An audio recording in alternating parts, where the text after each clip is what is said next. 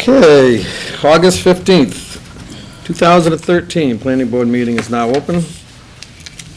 And the first thing we're going to have on our agenda, Lincoln Woods discussion. Matt, step right up, state your name for the record. Good evening. My name is Matt Cashmanian. I want to thank you, the board, for taking a few minutes to speak with me and the rest of the members of our Lincoln Woods community in reference to this matter. Lincoln Woods is a community in Raynham with the streets of Crimson and Maple Street.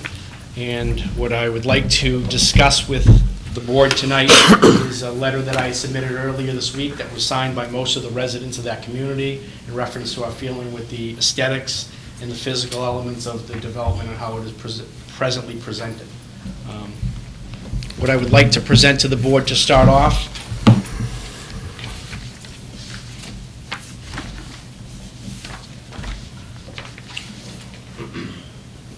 Is that the letter that you submitted? This is not the letter, this is actually additional information I'd like to cover in my discussion.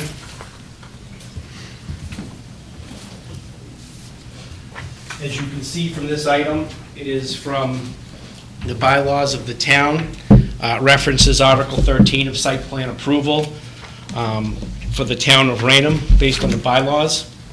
I've highlighted in yellow what I felt was the pertinent information that referenced our specific development, and I'd like to go over that shortly in this presentation with you. It says in this, on Article 13.1. Excuse me 1 minute, what's that? This is site plan approval and subdivision approval, two entirely different things. This is not What? a commercial development? Site plan is Okay. the commercial This development, is site plan. so Okay. these regs are, not saying he hasn't, all this stuff isn't true, but there's a subdivision control law, and we have a subdivision rules and regulations.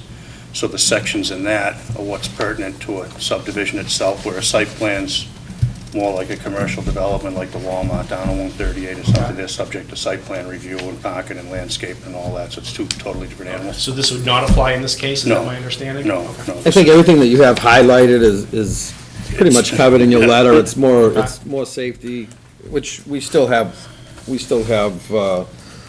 an obligation as a planning board to make sure that the site stays safe for all the people that live in there.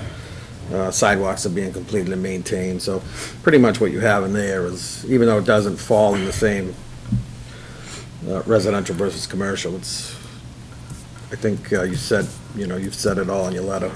Before I literally go item and item down the letter, which is a little bit redundant for what you already read, can you give me some feedback on what you read in that letter that is pertinent to the situation? Well, I guess the first thing is I would like to hear, you people have lived there, and you can just give us a, history of, we have your complaints and your issues in your letter, but without actually hearing some of it from you, a lot of these complaints and issues, a lot of residents in undeveloped or unfinished subdivisions feel the same way and have the same concerns.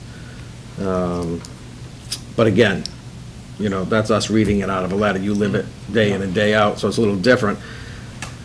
I guess maybe the developer, if you have additional information you can give us that he's been unwilling to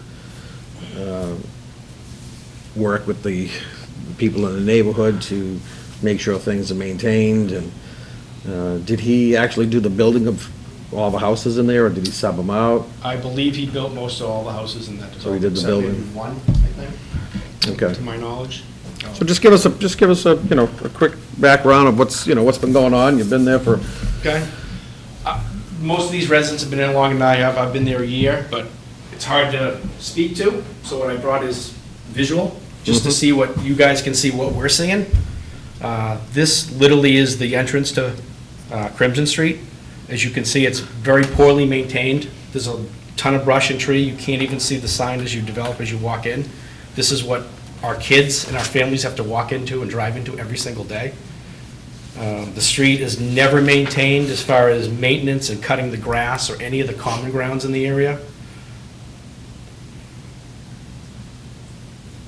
There's a giant orange backhoe that sits there that has been in several locations since I've been there and for many years, to my understanding. Now it is in, I think, the first lot. It was over in the other cul-de-sac and it just sits there. Could you try to hold that steadier, because I'm watching you on the television set. Oh, absolutely. Okay, Wayne. That's a hazard to anyone walking in the neighborhood, pets, children. I would think there's a safety concern there. Now, I was out there, I did take a ride out there, and on that particular issue, I think you're not correct, because the day that I was there, they were unloading that off the trailer. Yeah. And this was last, we had Thursday, when did I go there? Last Monday or whatever, either Friday or Monday. I went through there because he's looking for some releases. So I took a ride through there to see if what he said was completed, if it was completed down at the end where the rocks are, Yeah. where that dump truck was. And they were just taking this off the trailer, and they had plywood so they didn't mess up the road. Well, it gets around. So I'm not It's sure. It's a busy piece of equipment. It was sitting at my Maple Street cul-de-sac for over a year, just sitting there. Supposedly a part that was broken, but I don't know that. I think it was possibly leaking fluids into the ground. I'm not sure about that, but it was sitting at another cul-de-sac, went away for a couple weeks and came back. But you are correct, it was about a week ago. This is an old, I guess the term would be dump truck, that's been sitting there, to my knowledge, since 2005 in that cul-de-sac on Crimson. I don't really think it serves much of a purpose, except it's an eyesore and aesthetics for the community. Looks like it was being used as a dumpster. Yeah, there's a lot of, as you can see, I have a picture that has the back of it. It has it underneath because it was leaking oil or whatever fluids are in a truck like that. And there was cardboard underneath to stop it. But there's a bunch of debris and pipes and whatnot. It's just a storage dump, and it's in our neighborhood. And there's pipes on the ground at the end of the cul-de-sac in Crimson.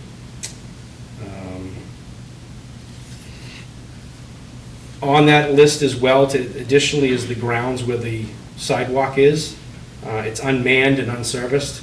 There's no gravel, I mean, there's just gravel. There's no grass or anything nice. Children could slip, hurt themselves, people walking with their baby strollers, pets coming through, walking. And I would think in a nice development like this, he could grass that over and make it nice and make it a nice presentation next to the sidewalk. But that's not the case. And that goes, the weeds throughout the whole development. This is the end of Maple Street. It is a large hill. There's a snow plow that's been sitting there for well over a year.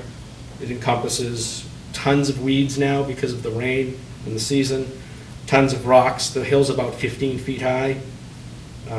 It's a massive eyesore and a massive safety issue. I have a little bit more at stake in this area because my house is right here.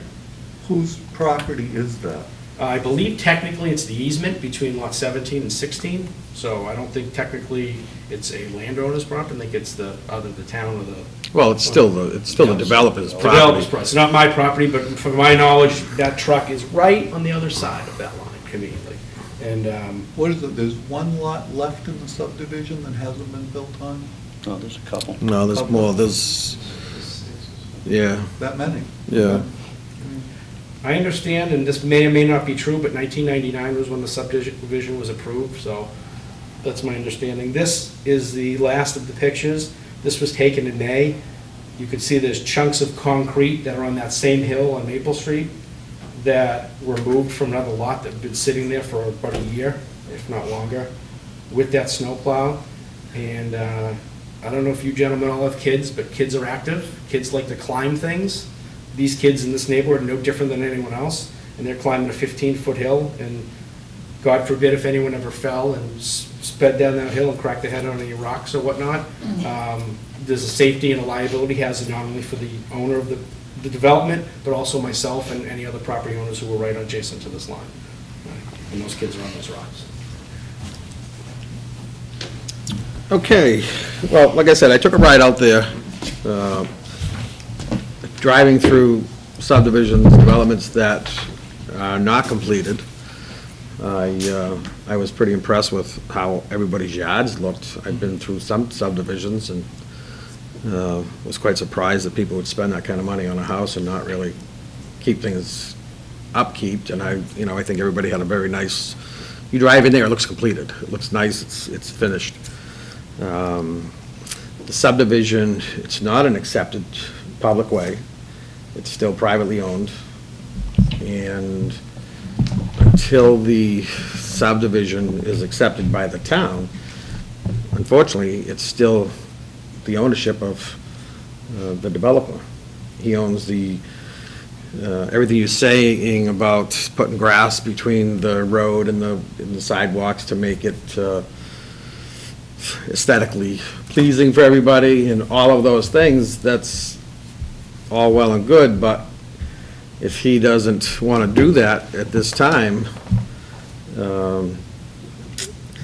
we can ask him to do that, but the problem is a lot of those things are done near the end of the subdivision, because then he is going to have to go in there and maintain it. He is going to have to go in there and cut the grass, and that's something that's going to have to come from all of the neighbors that live in there. It's almost, you as a group can start petitioning with Mr. Hamilton to get these things done. He sold you the house. We approved the plan, and the plan's been approved for 10 years. Unfortunately, in his defense, we've had the worst 6 years of developing that you could possibly ask for. And it's not an excuse. It's not an excuse to leave trucks at the end of cul-de-sacs, or everything that he has, that, he has a pickup truck and he has a dump truck at the end of in 2 different locations. Why he leaves them there, I'm sure he feels he owns the land, he can park them there. And again, I think it's something, common sense should tell him to, work with the people that he sold houses to. I would hate to, myself being a builder for 25 years, I never wanted to drive into any of my subdivisions and, put my hat down over my eyes because I didn't want to see anybody. Mm-hmm. And I can't imagine, having that, why would anybody want to do that? So we do have, he is coming in, he came in at our last meeting, and he's asking for Form J's, which is lot releases. And that, again, that's why I went out there, to see if what he said was completed, the pavement and the drainage and the fire hydrants all down, just his finishing touches. The curbing is falling apart down at that end. All of those things are going to have to be redone even before he applies for acceptance. We are holding a bond of about $130,000. It was $147,000, and then we released $16,000 back in 2010. I believe it was.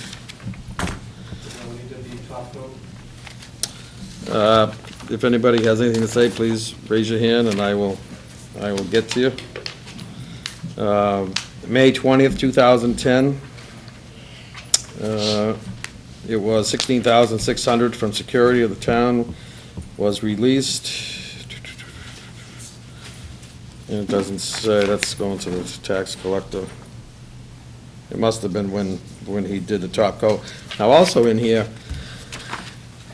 I was reading earlier that Roger Stolte, our highway superintendent, asked him not to finish. And it says,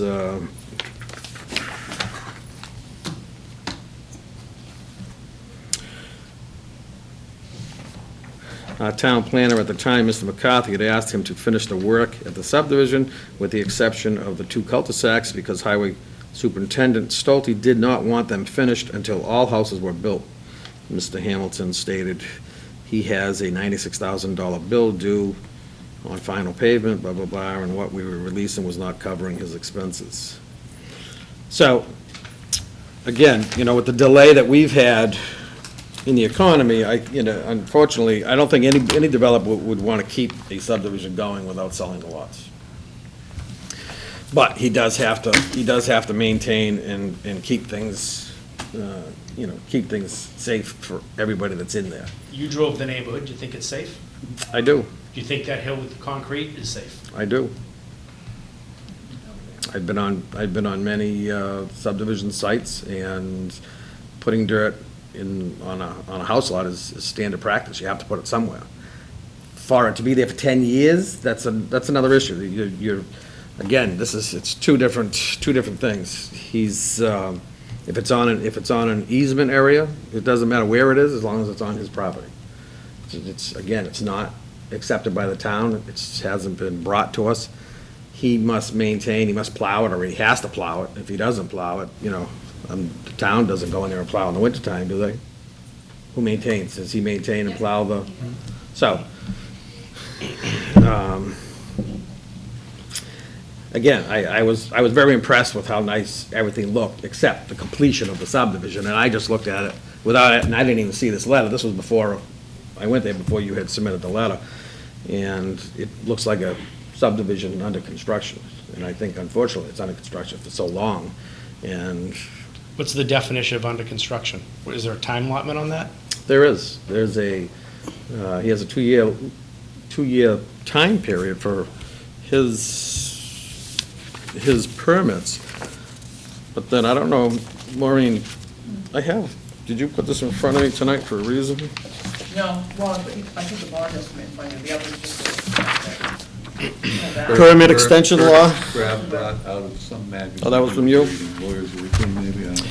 Permit extension law was a help, but it's not enough, and this was done by the, I believe, the state. State has given people an extra 4 years because the economy is so bad. So if we said it was 2 years, well, the state made it 6 years anyway. And at some point, when he sells the rest of the lots, he's gonna want his $150,000 or whatever in his back, and that's when he's gonna come looking to do it, and he's gonna have to complete it to our standards. Unfortunately, like you go around a lot of subdivisions, a lot of the developers keep their subdivisions nice and neat because they're trying to market them. So it would behoove him to do that, so I don't know how, why he's leaving it like crap, but that's probably why it's taken so long to sell out, because if it looked a lot nicer, Would you you'd buy a bring house people with in. You look around at the other ones that, like Gilly Lopes is doing on King Street and Carriage Hill across the street, and one, Brian McLaughlin from D'Angelo's is doing at Whippoorwill, they're all kept nice and neat, and again, unfortunately, some guys don't do that. Yeah, and they are kept nice and neat, but if you drive in there is equipment there is piles of dirt and piles of stone, pits for, drainage pits, so it's a full construction site, and those things aren't gonna go away until it's installed, and, When you tell people who are looking to buy a home that hills will be moved before they move into a house, you would think that word is a bond on that. and that's again, that's, unfortunately, your issue on all of these issues are a personal and private issue, it's not a town issue, because you're living in his subdivision. He could keep that subdivision for the rest of his life, and at some point in time, can't imagine any contractor wanting to keep a subdivision, keep all the liability and plow it, but if he wanted to do that, he could maintain that, it could be private, and then it becomes a legal issue for everybody in there to fight with him all the time whenever something needs to be done, and not the town. What the town can help with is, yes, he's coming in for Farm J's tonight.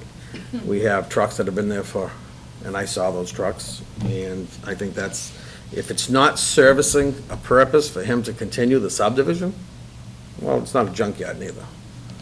I think those things can be removed, hauled out of there, bring them somewhere else. If the thing doesn't run since 2005, junk it, instead of leaving it there. And to me, it's just common sense. Those are little things that he can do for people that are living in the neighborhood, and you people wouldn't even be here. It doesn't take a lot to make people happy, just do what you say you're gonna do.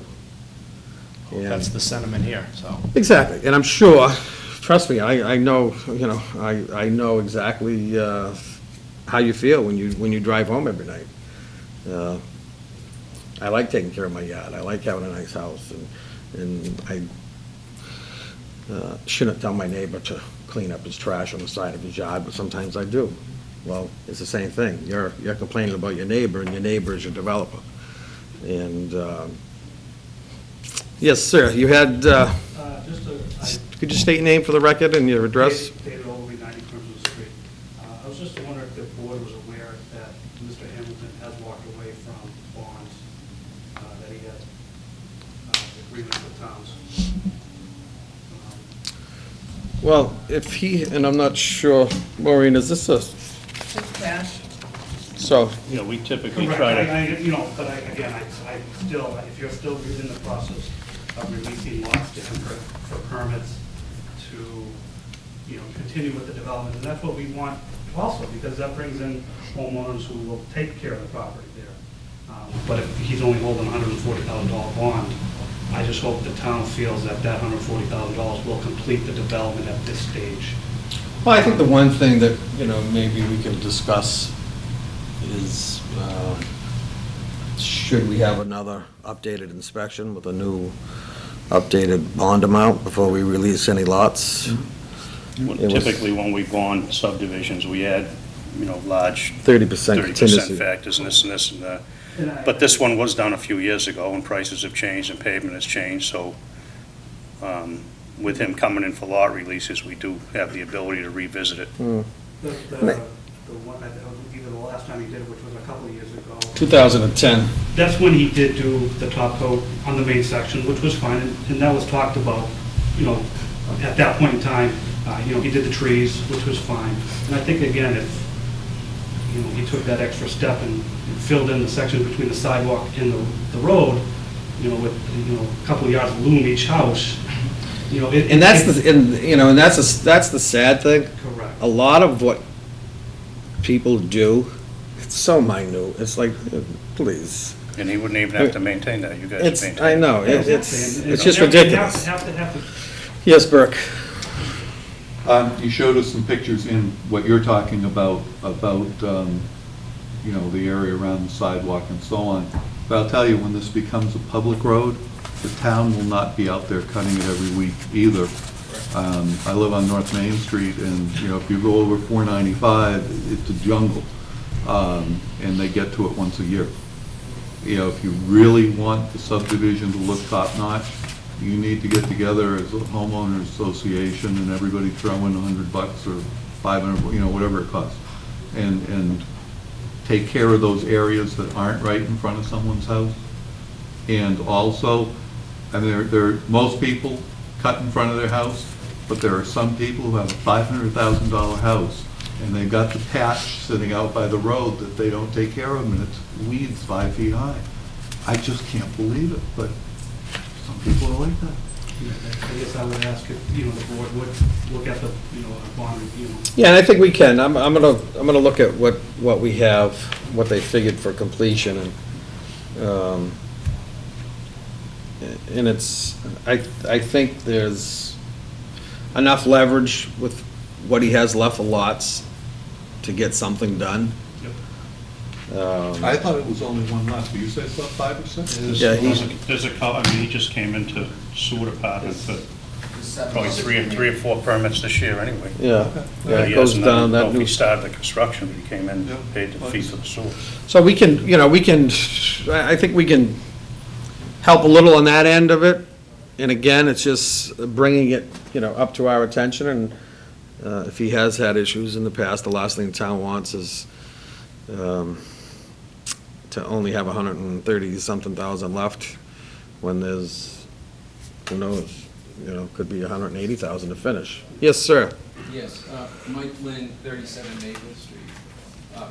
I don't know the answer. What is the town's concern with 10 of the 12 lots have rough driveways only? Is that a personal matter between the purchaser and the developer? The developer has told the individuals that, actually I have a finish coat because I made that part of my deal, but I think 10 of the 12 lots or whatever have houses on them have just a rough patch of driveway. I've never heard of that. So he did the old off-top coat your driveway would I come back to top coat the road. Well, That's a. He that's did a that with comment. me because I bargained for that, but I Yeah. think he's told everybody else they're out of luck, and they gotta put a top Was coat. it in their contract? Well, that's what I'm asking. I don't know whether the town requires a top finish coat. No. Again- Once it gets out of the right of way in a private property, whatever deal you make with them is your deal you made with them, but if you made a deal to top coat it, he gave you the, I've seen developers do that before with a promise of top coating when they top coat the road 5 years from now. That's what I get, yeah. that's, and again, that's a Not a private village. issue. That's something that you know, go back, look in your contract and see if if it says, paved driveway, legal letter sent to him that you want your pavement done. I do think, and I would like to ask that the board consider that if the builder is coming here for release of certain lots to build and such, that the town has some leverage to say, you've got some disgruntled people here. Our ability to do certain things to compel you to do this is limited, but you're asking for us to help you. There's some stuff that you could do for the property owners. Well, I think and again, anything that has to do with the sidewalks, the road, catch basins, drainage, all that stuff, I have no problem doing that. Asking him to go and pave your driveway is. No, I'm not suggesting that, but I'm asking for the sidewalks, there's money in a bond, in the form of a bond, and at some point. We've been there for 4 years. Matt is there a short period of time. He has a mound that he says is 15 feet, it's probably 25 feet, and it's looking right out his front window. So I think he's understating his own personal conflict. No, with the builder. and again, I understand that. And I think probably the best thing that we could do is ask, we do have a new town engineer who's, we just hired maybe a month ago. And he could go out and do a site visit and do an inspection and see what needs to be done and give a cost estimate of what needs to be done to be completed. And we can make that part of lot releases. He might have to come up with additional money to give the town of Raynham security that, okay, we do have enough money to finish the subdivision in case something ever happens. We'd like to ask you to do that. Well, I think, we might, we sent out developers a couple of years ago, we sent out a bunch of letters asking them to revisit, or I think we were revisiting increase in bond amounts. Did Yes. this one ever respond? I don't think so. I think he actually did some work. They had the option to do work. Right, they could either do work or put up more money, okay. All right, well, I think we'll, when he comes in, we'll discuss it as a board. Yes, sir. So I want to ask a question. State your name for the record, please. Sorry, Mark Thomas, 28 Maple Street. Okay. So, given the extension that the state has given, when is the subdivision supposed to be completed by Mr. Hamilton? 4 years ago. 4 years ago? From the state law of the Well, extension? his permits for the subdivision, he has 24, was it 24 months, Chris, to complete? Yeah. It's about 24 months. We have had developers coming back in front of us, and we've been, as long as the pavement is not destroyed, sidewalks are not destroyed, and the subdivision is still in healthy condition, then we will give them another 2-year extension. So we've been very lenient on that because of the way the economy has been.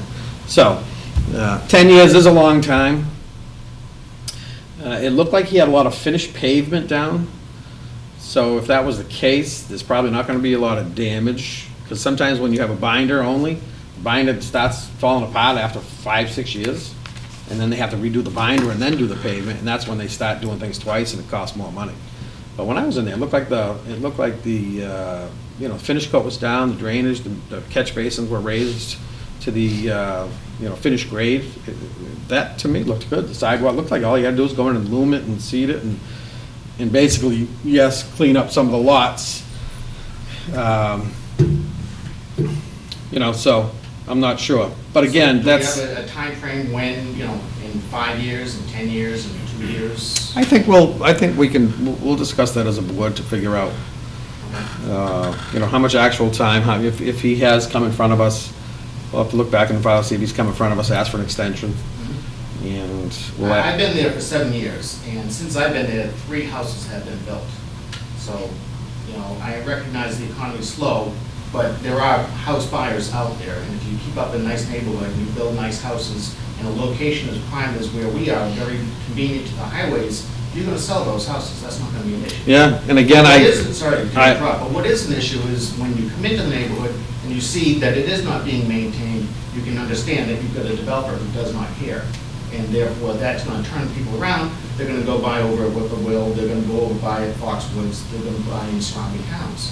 But my concern, one of my major concerns is that he came in, he put down the sidewalks, there's an unevenness between the sidewalk and the street, which is a safety concern for the people who have small children on bikes, small children in strollers, as well as there's the unevenness between the property owners and the sidewalk itself.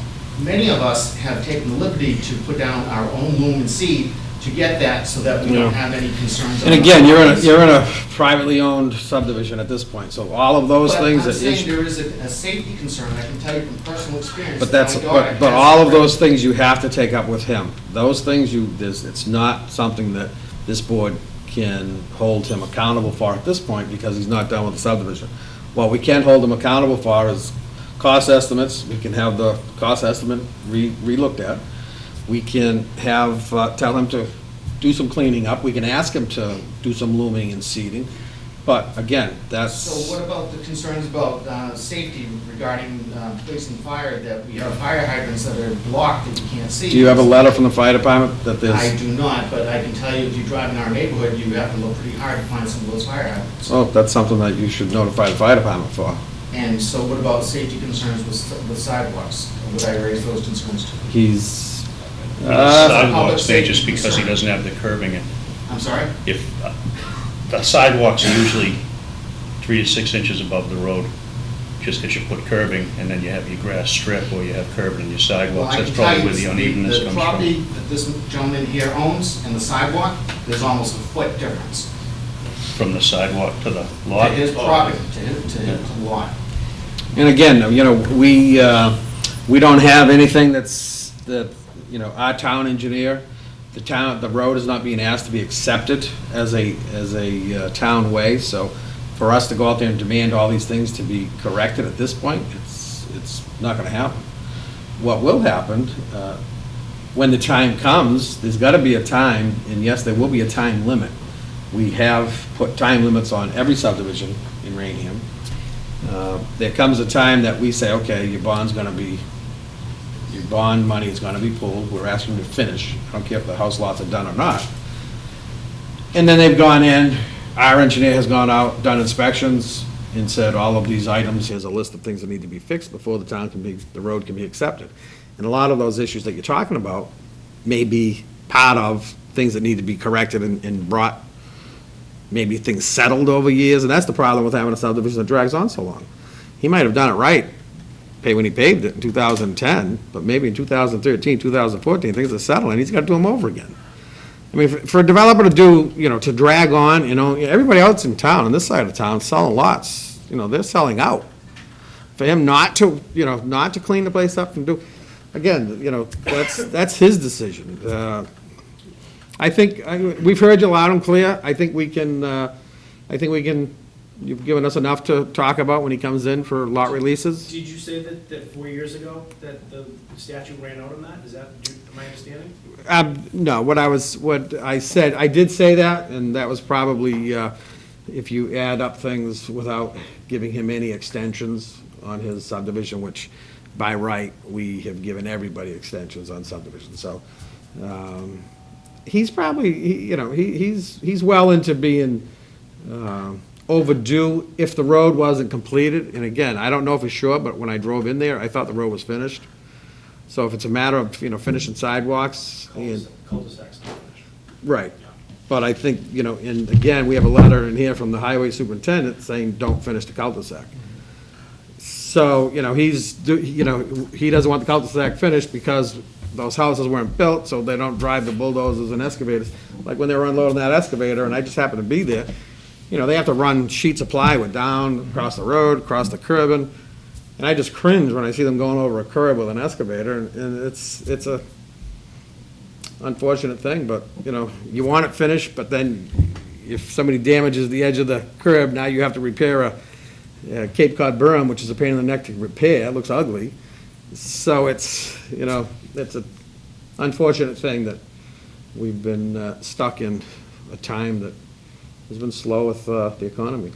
What's the street lights obligation? Is that on the town or is that None. on the developer? None, no street light obligation. No, you have lamp posts, you have, if there's issues with street lights, that's something you can address the TMLP with, your developer with.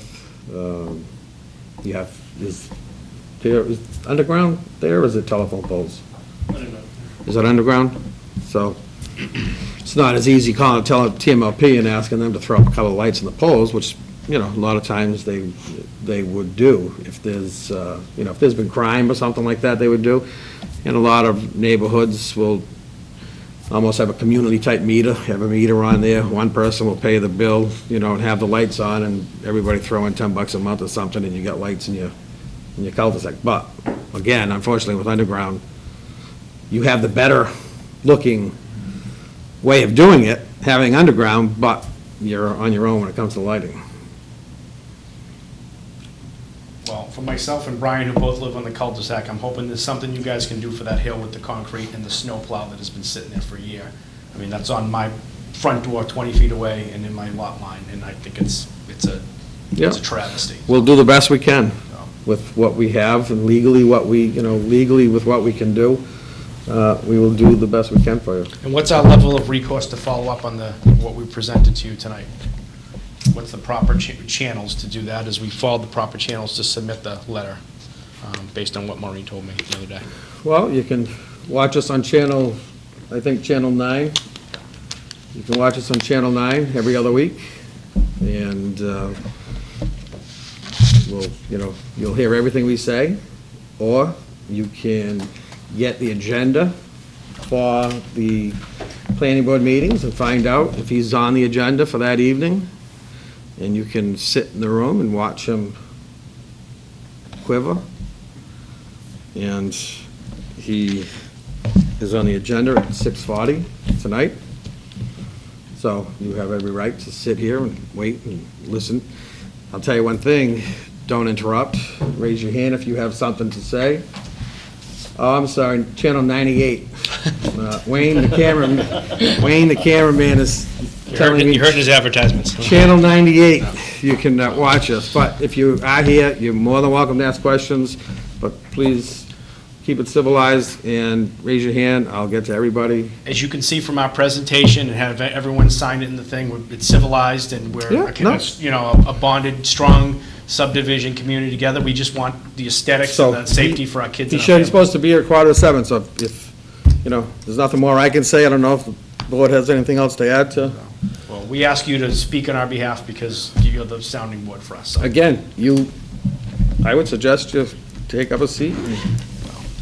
If you're not late for supper, sit here and listen to what he has to say, and listen to what we have to say to him. I gotta go home and take my 2 small boys and make sure they don't run up the hill, so. All right. That's what I have to do. Make sure you put Channel 98 on, and you'll still hear it. Thank you guys for taking the time to hear us, it's appreciated from our. And here's a newcomer as it is, right on time. Okay, very good. Thank you. Thank you. Thank you, appreciate it. Okay.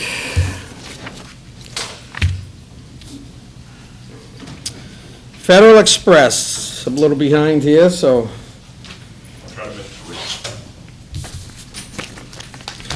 You have, you were in front of us at our last meeting, and you were making some changes to your plan.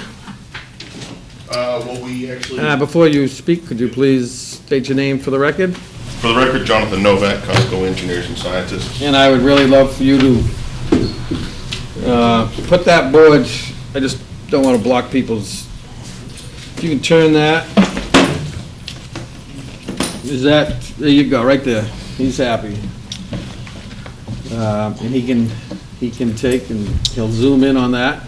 State your name for the record and location of the project. Again, Jonathan Novak, Conical Engineers and Scientists. We're working on the FedEx parcel 310 Paramount Drive, Raynham. Based on the meeting 2 weeks ago, there were some outstanding questions from the board, which we took a quick peek at. We also responded to the highway superintendent via written letter, Mr. Stolte, confirming that there were no additional curb cuts, that we were using the existing entrances. The question from the board was whether or not the change in the striping and the change in the layout was going to reduce to the parking spaces to an unsatisfactory level.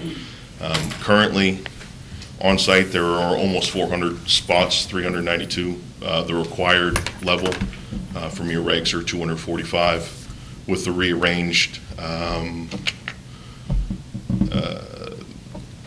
the rearranged setup, we will reduce from 392 to 297, which is 52 above the required 245, which was the main concern from the board as of last week. Very good. So the fencing's gone, the automatic gates are gone. Fencing's basically gone, automatic gate's gone. Relocating, you're eliminating some planting areas, curbing areas. You're Yep. striping the parking that you're just tampering with to put the truck stops in Yep. there. And no entrance No egress entrance is changes. being changed. Sounds like the parking is more than enough. That was our one concern. Does the board have any other additional questions? That was the only question we had last time. Yeah, So, because the fencing is all gone. There's gonna be a two-part to this. You did file or ask for a fee reduction. Yep, I have a letter requesting the entire fee be waived for, other than the 250, that's the. That's gutsy. Really? That's Are dumb. you going for all or nothing? That's dumb. Well, we requested. Yeah, I'll take that letter. You We're can- requesting a reduction for the 25 cents per square foot, based on the fact that the client has already paid that during the construction of this. Okay, the amount of time you had taken with Maureen, because you didn't believe that you had to pay the whole fee, that in itself, you're gonna pay for. But we're gonna take this in two separate, looking at this plan for approval. Chris, with the board not having any other questions, issues? No other questions. Do we have a plan that we can approve the minor modification? Title, I can read. Yeah, can you, And did you denote that on the plan, the parking? No, I can revise, right there. I can submit a little, give you a little revised plans with a notation of what the parking is. If that's- if you- Oh, you have to put it on there. Yeah. Okay. That's the whole reason we asked you to do it. Okay, let me try to read this. Okay. Make a motion to approve a site plan entitled FedEx Pima Facility, is that right? PYMA, yeah. Pima Facility Vehicle Maintenance Expansion by Conoco Engineers, Scientists and Surveyors, dated, I'm not gonna be able to see this on this little drawing without a magnifying August glass. 1st. What is it? August 1st. 1st, Okay, August 1st, 2013. 2013. Oh, I see it way down there. Yeah, I gotta hold it about 10 feet farther back. That's Now, it? With the provision that they add the required parking, as per our regs, and the parking provided as per plan, onto the plan sheet prior to endorsement. Or do we even endorse a minor modification? No. I guess we ought to say that we accept that plan as a minor modification. That we accept this plan as a minor modification, not as site plan approval. Well, didn't he come in and ask for a minor modification, or if he could file it as a modification, No, it was submitted as an abbreviated site an plan. abbreviated site Okay. plan? Okay. So I make a motion to approve it as an abbreviated site plan with the one caveat of putting the required and the parking and the parking that's provided on the plan. And I apologize, that's my fault, calling it a minor modification to the No, I was original wrong the plan. first time, No, it's, I think. so that was, motion was made, seconded, for discussions. Any other discussion? Hold that thought. Any other discussion? Hearing none, all in favor? Aye. Aye, Aye. unanimous. And second part of this, we have a letter for a fee waiver. Instead of a fee reduction, dear board members, on behalf of our client, how much was the fee that was paid at the filing? It's 27,853 plus 250. Okay, which is totally, 27,953. which was based on building square footage, and for this obvious little change was kind of ridiculous. So I would make a motion that we reduce the fee down to, from 27,000 to 2,500. That's my motion. Second that. Second of the discussion. Burke, you're looking at me with those eyes. I think you're a little on the generous side, but I can live with it. I would have gone to 1,500, but all the times we had to borrow the Maureen for. I was gonna go to 1,000 if I made the motion, probably.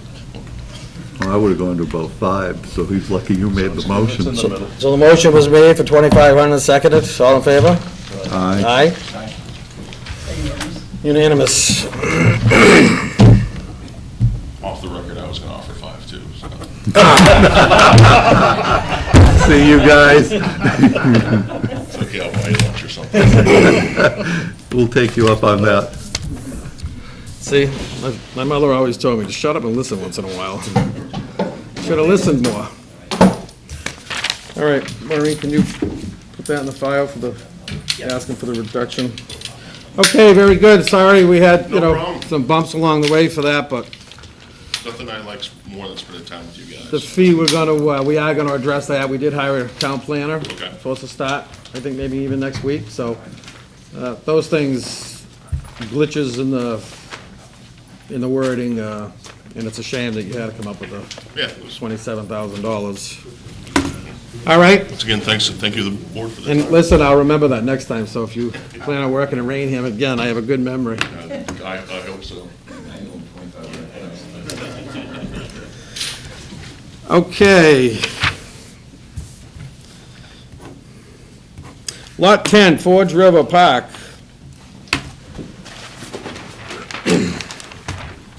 Oh, boy. Brought his engineer with a plan. Yeah, you want to put these over?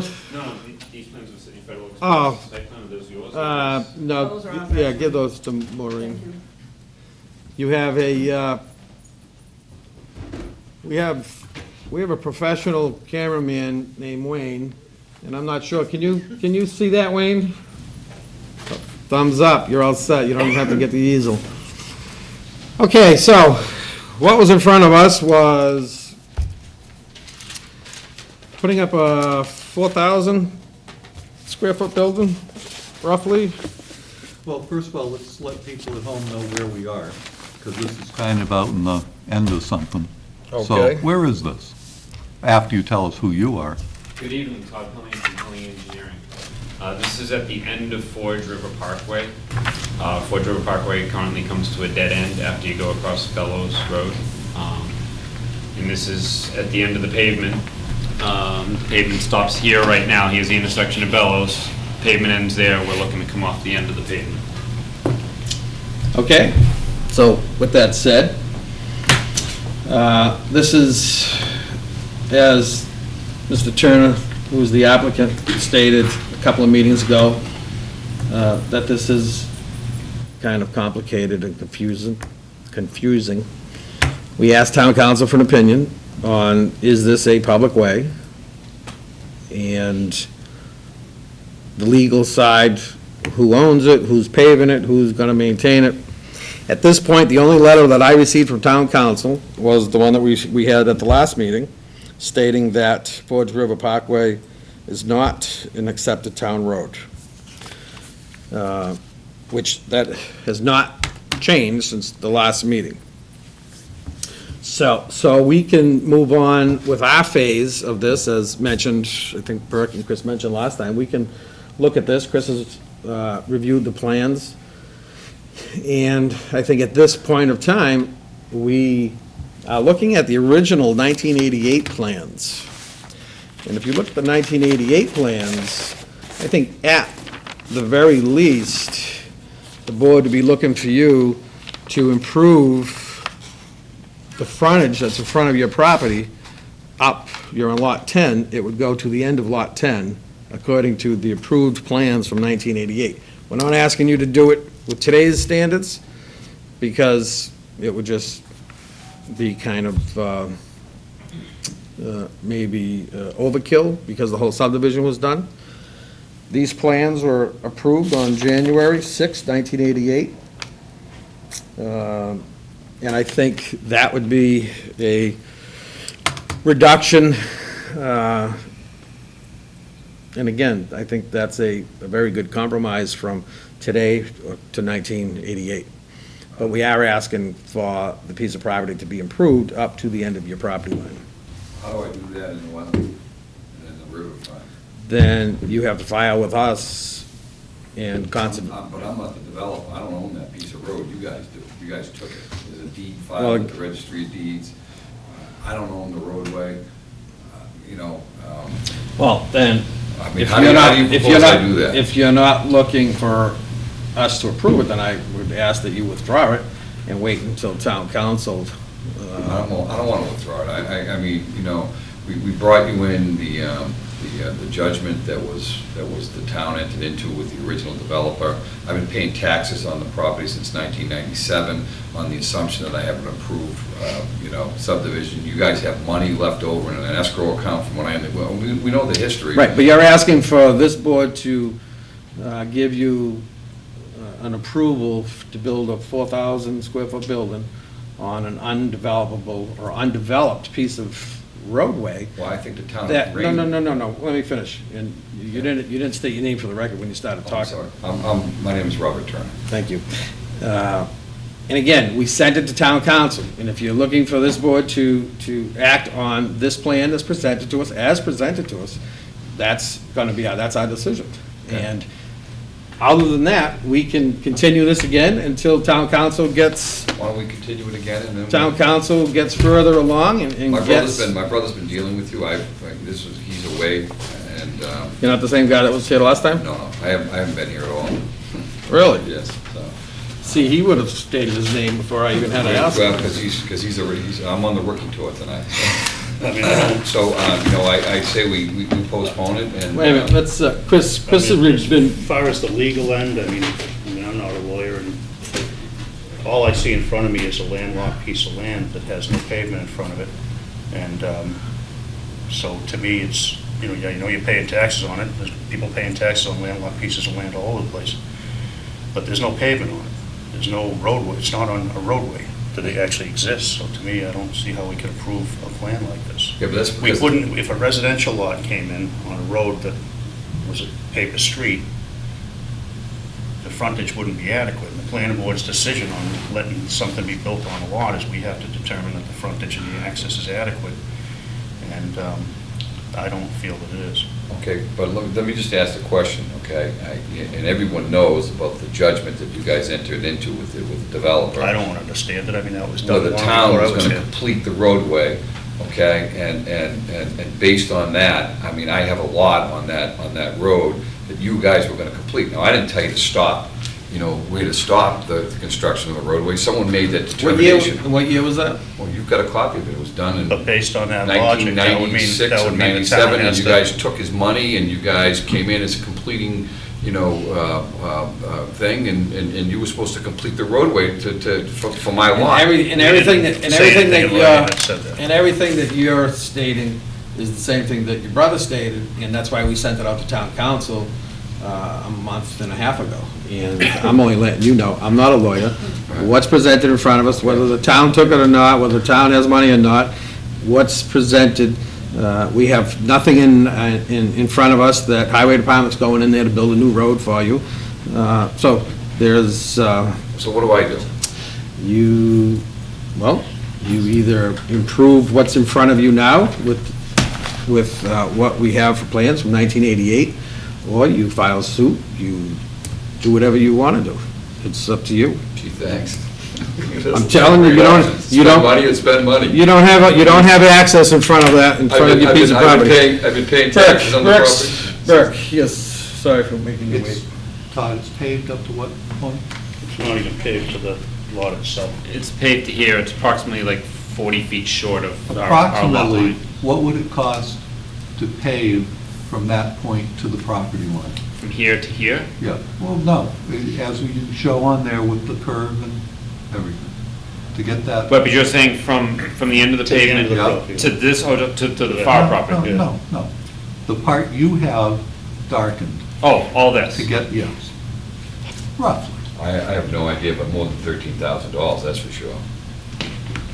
Well, I mean, it's not just the paving, it's the, I mean, based on the logic that the town intended on building this entire road, the road crosses a river, then goes another 800 feet or so to a cul-de-sac to a bunch of land. I don't think the town intended on taking 13,000 and building $1 million worth of roads with it. Right, and again, part of It's a paper town. street. But there was more than $13,000 in the account when the town took Okay, it. Burke's not done with his, Yeah. I am a lawyer, Yeah. and I can tell you that if you want to put a building in this year, Yeah. and if you don't want to spend the next 3 years arguing with various departments, et cetera, Right, I don't. 13,000 is the cheaper way to go. I'm not Right. saying it's right. No, listen, I'm not- I'll be you know, more than happy, but- I'll be more than happy to finish the roadway as it's shown here in this plan, or even extend it a little bit more, but I don't want to get involved with, with the wetlands and all the other Well, stuff. I don't see any reason why I want you to be out in the wetlands. I mean, just- if I squared this lot off so that you could plow down to the end of it or something and changed it so that we could. I just want you to have paved frontage to your lot. I absolutely will do that. I will square that off and pave the frontage to my lot Now, and make it the I same mean, width and as. where you go from here with the highway department and the Yeah. building department, Yeah. I don't know. Right. But what are we willing to do for him? Are you guys in agreement with me that it'd be? let me just read this. This is from Okay. town council. This, I think goes right to the point where Mr. Turner is saying, it's on record. Town council is stating, Forge River Park is not at present an accepted town road. I have reviewed Article 46 of the 2004 annual town meeting, and the town meeting vote was to accept as town ways Forge River Parkway and Bellow Road. Such acceptance being subject to conveyance in fee with a good and marketable title of said ways by the owner or owners, and also such acceptance being subject to a certificate of compliance being obtained and recorded at the appropriate registry of deeds for work associated with roadways to be performed pursuant to a permit issued under the provision of the wetland protection. There is no deed conveying the fee in either road, the town of Raynham, at this point. And then he goes on to say that he has another attorney looking further into this portion in all the legalities. So, again, that's what's in front of us. I That's understand, what's. but I'm gonna tell you, from our perspective, is that we didn't buy the roadways. They asked us for a deed, I think, at that point in time. I think we conveyed a deed and gave it to Mark Antime for that, and a whole host of other lots up there for recreation purposes to the town. None of them got recorded. And there was still some tax liabilities on some of the lots that you guys have taken. I don't know where that whole thing is. My brother's much more clearer on the whole subject. But as far as us, we need more space for our operation. And if you can approve a plan with a little bit more paving to give the highway department a place to plow the road at the end, we'd be more than happy to do it, and we do it to the town standards, because, we're gonna have heavy equipment coming in and out of the space anyway, so we're gonna wanna have a nice base for the paving. Well, I think if you're looking in that direction to, move this thing forward. Yeah. And keep everybody happy, I would take the plan back. We will. We can continue it. I would show some type of a turnaround, some type of a cul-de-sac, and I think the engineer should let us know where the runoff's gonna go, where's the water going? Yeah, but Whether you- as far as a turnaround goes, there's Well, not not a enough. turnaround. There's like no do road, an there's not enough. extended- Do an extended hammerhead. like a hammerhead, right, yeah. that We would- just got to saying the town's gonna have to drive down there and plow it, so what are we gonna do, back all the way up? Well, that's what they do now. I mean, they come to the end right now, because it just ends. I mean, I don't know what they do, it just Okay, it ends. just ends, but now, you're gonna be at the end, and looking at that drawing, they're not gonna be able to drop all the snow right there, because you're there. So Well, if you want to have access to your piece of property, Yeah. you're gonna have to show, so the town can go in and plow the road, not just a turn like that, because I don't see where they're gonna put the snow. well, Okay. So again, I All mean, right. we can argue about all night. I don't The way want to it's- argue. The way it sits right I don't want to here, argue, I don't want to fight. All way I'm it trying to sits do is right here- enhance my business. I mean, I've got a business here, I've been paying taxes on I this piece of think, property since I think your 1997. engineer is talented enough. See how He far you could go to understands, get up to the 25-foot Okay. window. he understands the issues that we have in front of us. And we'll get back to you. And you do that, and in the meantime, we're still waiting for more information from town council. And if you find more information out, well, you can submit that. The fact that town council is saying that abutting lots were deeded out without keeping the fee in the road, Todd, you understand what I'm talking about? He says that you need deeds from all of the abutters plus the mortgage holders of those lots. Yeah, exactly. Why, let's not even go there. Right. As far as I'm concerned, you've got a lot in a subdivision, that gives you the right to build it. Build it. Okay, so we'll come back with a revised plan that hopefully satisfies you, and we'll go from there. Yeah, All right. I need you to sign an extension Okay. for us to, Before we close it, Chris, you've been looking over the plans, is there anything else you want me to change before I come up with a revised? I didn't really thoroughly go. Okay, I'm just checking. Because I thought the thing was still in limbo. Yeah, well, I thought you were looking at Still them now. waiting If for there's that. anything else, I mean, I'll- as far as Azu, I talked to him, and the drainage and everything's fine. You can do it. You know, site plan, lighting, landscape, and all that other crap that goes along with it. I didn't go through with a fine tooth comb, so I just. Maureen, what's that We were still in first? limbo with mine. Yeah, just figured I'd ask. I'm gonna change. No, and, well, we can, yeah, we can move this, we'll continue this to September 5th, That's fine. but what's, Time to act September 30th or? yeah, I mean, we can put October on here, right? It's just so we aren't asking you to do it every time you come in. All right. That's fine. Thank you very much. I appreciate your All time and right, thank consideration. you. What date do we continue to? September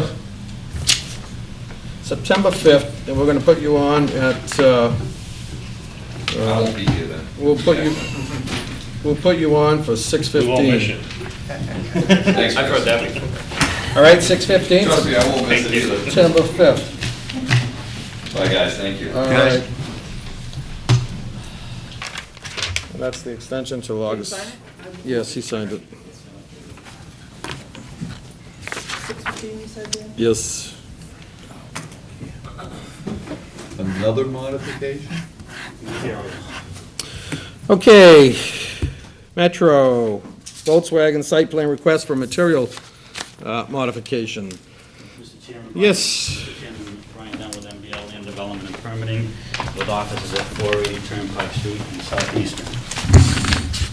Last time we were here, we did a minor modification, and Nothing on the layout? No. None of that changed? No. You're asking this is to- really for a landscaping change. What we had presented to you before was the typical VW book layout of the landscaping that they like. But since then, VW and Metro Motor Group have come to a decision they don't have to do all of the little bushes that were on the book, in the book. So if you remember, we had a row of bushes here. We like little bushes, though. Right. Yeah, if you're not gonna use them, can I have them? Deliver them to my house?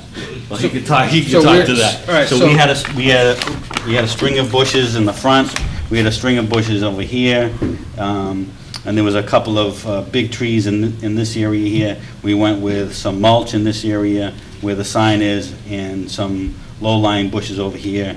They want to go with some riprap over here instead of having all of these little bushes line the curbing.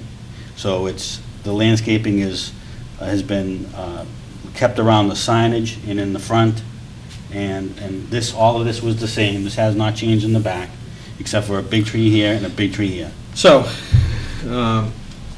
what I would suggest Yes. is by leaving these two big trees, Yes. what's that gonna harm the site? There's big trees in every island, on every car dealership we've approved. And other than maintenance issue, they don't drop rocks or, you're not gonna have Right. The building's coming out very nice, you have a lot of glass, you have a lot of concrete wall, to have, more riprap, to have the whole thing riprap, I'm not sure if, can we so we don't have washouts, because you are right on the edge of the road? Can we have, 2 feet of riprap to hold that back and have ground spreaders, nice green to cover that wall? So You mean like a that- creeping juniper thing? Yeah, something that's gonna be on the ground, hold the earth together, so we're not, all of Church Street would be concrete looking, stone and concrete. Do you know what I'm saying? I'm not sure, is that something that is, I mean, that is something we'd have to talk to VW about, This section here, you're talking Yeah, he's talking about that Yeah, they section. would- So these are all existing contours? These are So it doesn't even show what the slope of nothing is. Right. So we have no idea what. because this is really the landscaping plan. Could you go In over other this words, again for me? we have a riprap slope, we don't know What was what going to the be? slope is. Okay, we originally had a row of bushes, Yeah. like these bushes here, Yeah. at the back of the curbing. We had a row of bushes over here, and we had this river rock that's up, the same thing as up against the building. It was this river rock around the curbing, and there was the bushes here and the bushes here. And there was a big tree here and a big tree here. Well, I can see you not wanting bushes out here because you want people to see. Right. yeah, and I don't, and that, I think there's enough with the signage and the Yeah. lower bushes. I think that'll look nice, because I think when you drive down the Metro Fort, all of that It's looks nice. that would be consistent. The front grass looks beautiful, it's always maintained. I'm just afraid of having, all this being stone, and then all of this is being, Yeah, concrete. it's a concrete wall.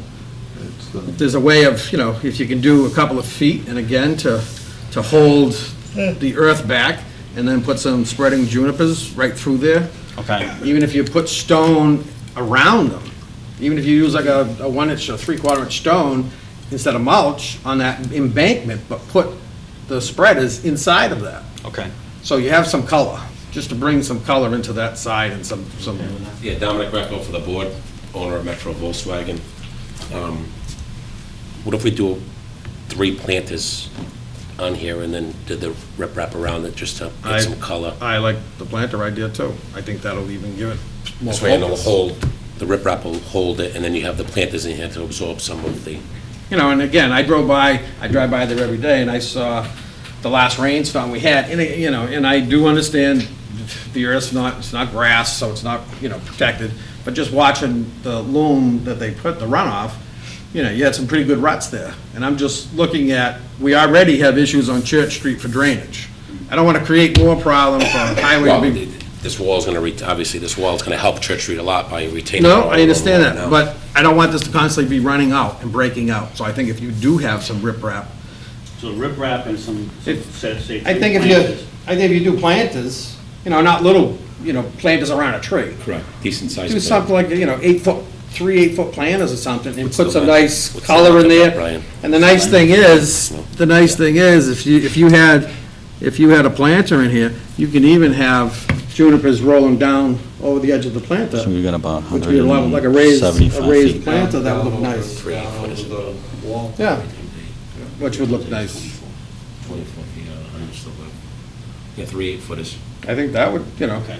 instead of just being all. It's gonna, obviously, we wanna do what the town likes, and that's why we're here for another And modification. I would, and I'm glad you came in and, didn't present this after it was done, because we would, again, this is Right. why we discuss these things, is so we don't like riprap, and we come up with a solution to put planters in. I don't think anybody has, Chris, you have objections of putting planters in with shrubs?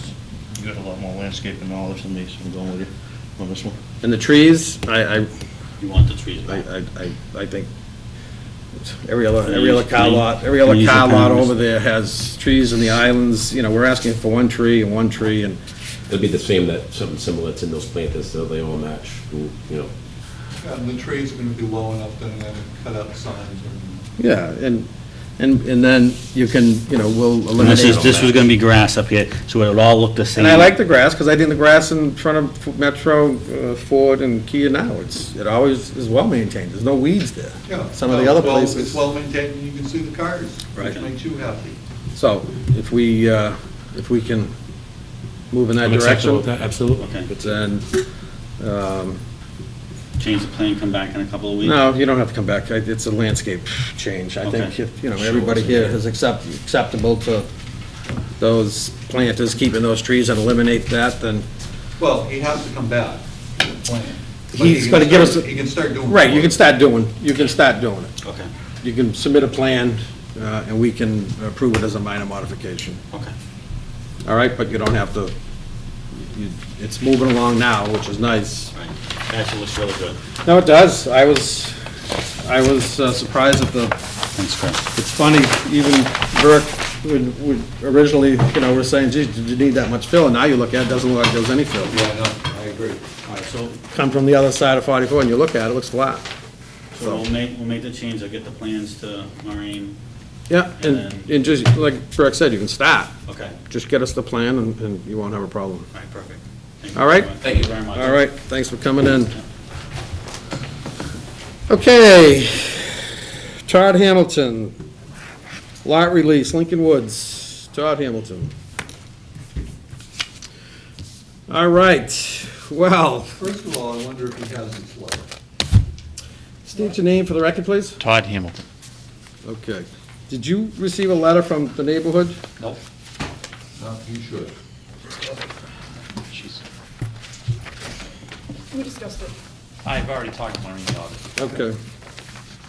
So, we have, you're in here tonight for Form J covenants release. I did drive out there, and I did take a look, and I came back and told Maureen she can let Dennis know that the hydrant's in, the paving is in, the catch basins and everything. I told her that the curbing is gonna have to be replaced because it's all falling off. Once I get the lots built, Right, problem and sheet. having all the curbing on there now is useless anyway, because you're only gonna be driving all over them. Well, I put it there so it protects the edge of the road, because it's just gonna break it. Now, the one major concern we have is, looking back, we gave you a reduction in money, the bond reduction. You upped the bond.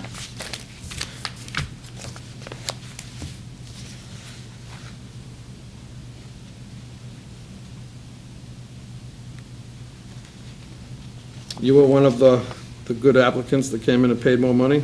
Yes, I did. This board here, a couple of years ago, asked me to go in and top coat the road in the worst of the economy in '09, put street trees in stone bounds, street trees, stone bounds, top coat.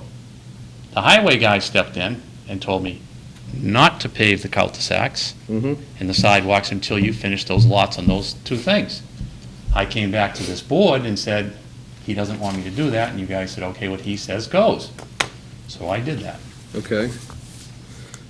And at that point, when I came in to get the money for the paving, which was $96,000, you guys only released $40,000. You upped the bond, same night.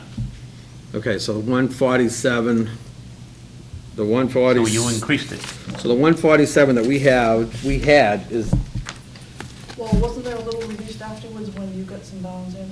They released Yeah, the 16. bounds, he did. He still owes me for the trees. I haven't called John, but he owes me for the trees because they're all, 90 trees are in. how many trees? 90. 90 trees were planted? Okay, I guess the biggest, well, we have two issues. First of all, with the town is we have, we're going on to 10 years the subdivision's been, Road went in 03. okay. When was the plan approved? I don't even know. So, my concern is, That when I went went on out, for when I so went many out there, I years. saw none of the curbings, you have a lot of landscaping, just backing up things. You got the curbing in, but you don't have the landscaping done behind your curbings, from your curbing to your sidewalk? Is that something, the road looked like it was done, and I think it looked, it looked good at the time. when I was John there. Smith signed off on it, yeah. No, If you go in there, but- other than the two cul-de-sacs, basically everything's done. That whole front entrance is wetlands. I can't landscape any of it. There's a culvert and everything in there. Yeah, but if you look at, from the edge of your road, Mm-hmm. you have a, A 1-foot grass you strip, have a grass strip. right. And the reason why we have grass strips is that will help hold back, you have to put your dirt in there, it's gonna help hold. It's just the loom now. It's not, I mean, it's only gonna be So 3-4 inches of loom. So, are we having an issue not putting a loom in, or can we I didn't finish? bother I wanted to come in and finish up one shot. I've already had, back in May, I've already had 2 paving companies out there, which I have quotes, to do the 2 cul-de-sacs. I applied for the permits on lot 15, 16, lot 1, and lot 7 this winter. Here it is now, August. I have just received one permit, lot 1, August 5th. I've bounced between this board and that building department for 6 months, and I can build nothing. I've paid the taxes, I do the snow plowing, I've upped my bond, this board's requested me to pave the road, I pave it, and the worst economy, the other guys are all jumping ship and going belly up. I write a check for 60 grand. Well, it was a, you can put improvement into the road, which. But I still had to write a check for 60 Or grand. or you improve, or you update your bond amount. Right, I still wrote the check and did everything the board asked me. I'm down to 2 cul-de-sacs to finish this place, and I can't get permits. Now going into winter, I am very frustrated. I've given the town 40-something thousand in building permits, but I don't have any permits. I've been here since May. How many times have I seen you guys since May trying to straighten this out? I still have no releases. Then I went into Dennis, after you guys fixed something a couple weeks ago, to get the permit for lot 16 that we've been going on and on with. Get me a new site plan now for that. Dennis, why did you tell me A new that? site plan for what? Lot 16. So of course I call SciTech, have them draft a new site. He's away for 2 weeks. I'm right here with the whole thing. I'd be out of there, the people would be happy, I'd be happy. I've already had all the estimates done, I'll give them to you from the paving companies back in May. I can't get out of it because I can't finish anything, because I can't build anything. And I'm Okay, paying for so- everything. Yes, Burke? How many lots are left to build? I have 2 on one cul-de-sac and 3 in the other. And lot 1 I'm doing right now as we speak. It just got staked today. I got the permit August 5th issued. Good. Trees have been cut on lot 1 since May. And you're trying to get the permits to build all 5? Yeah. Okay. You would like to... I don't have any of them. I understand, but you would like to do them all now, and you Well- would have liked to have been done this year. I had lot 16 sold, Okay. which I told this board the last hearing. I had to give a deposit back. It's right there for a lawsuit, but I don't want to get out. I just want to finish and get out of there.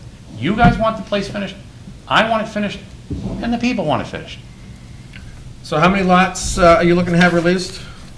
The 3 on the other cul-de-sac right now, the one that you went out and inspected the road. Lots 6, 7, and 8? Yeah, Dennis won't give me a permit until you give me a J form.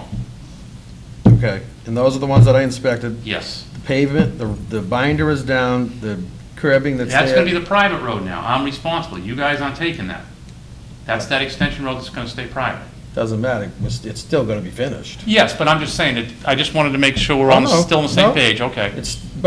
Right, and even though it's gonna be maintained private, you're Yes, gonna have an yes. associate, it's still. Yeah, gonna- association, It's still gonna be maintained, it's Correct. gotta be completed to the original drawings. correct.